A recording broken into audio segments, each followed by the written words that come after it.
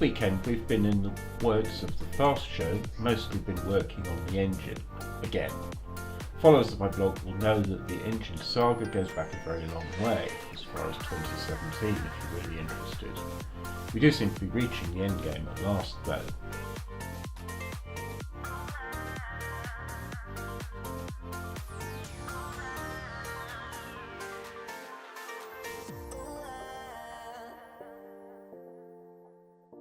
One thing is certain, major work on the boat turns it into an absolute bomb site.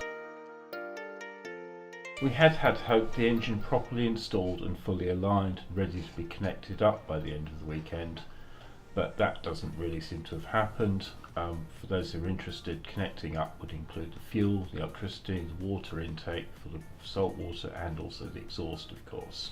Previous attempts at aligning the engine had run into problems as we needed shims. These are small blocks of metal which raise the engine mounts a few millimetres at a time. Sourcing these was extremely difficult, but I eventually found a steel worker in south of London who would do this for us.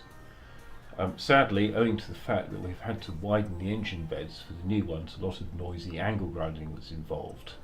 The angle grinding was used to cut segments out of the shim so that they would then be able to slot into the widening bits I'd made in the engine bed previously. As the engine weighs around 140 kilograms, manhandling it requires a chain hoist.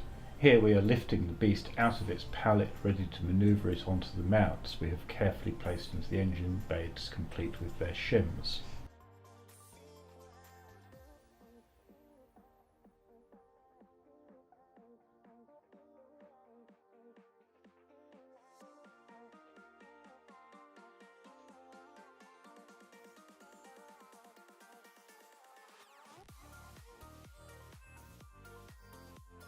Still, we are now in the final stages of alignment, so it was a weekend of some progress.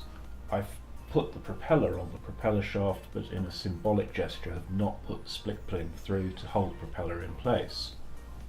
The next weekend, so long as I've got over my dreadful cold, we will get the alignment completed and the business of connecting everything else can continue. The process of placing an engine on its mounts is quite a process, as you will hear with the rather poor sound from my camera in the next segment. The essential process is for the person doing the pushing, my brother Matthew in this case, to guide the engine so that the uprights of the mounts go through the corresponding holes in the engine. The person on the chain hoist has the task of not cutting their friends' fingers off by trapping them. I'm sure the professionals do this much more slickly than we were able to.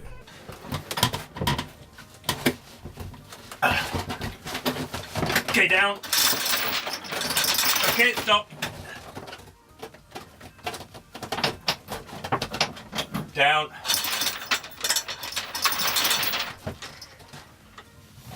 Yeah, down. Okay, a little bit more. 1 sec. Okay. Down. Okay, a little bit more. Okay. How's that side? Okay, I don't know which one's going to go first. Down one at a time. Yeah, okay, stop. Okay, down.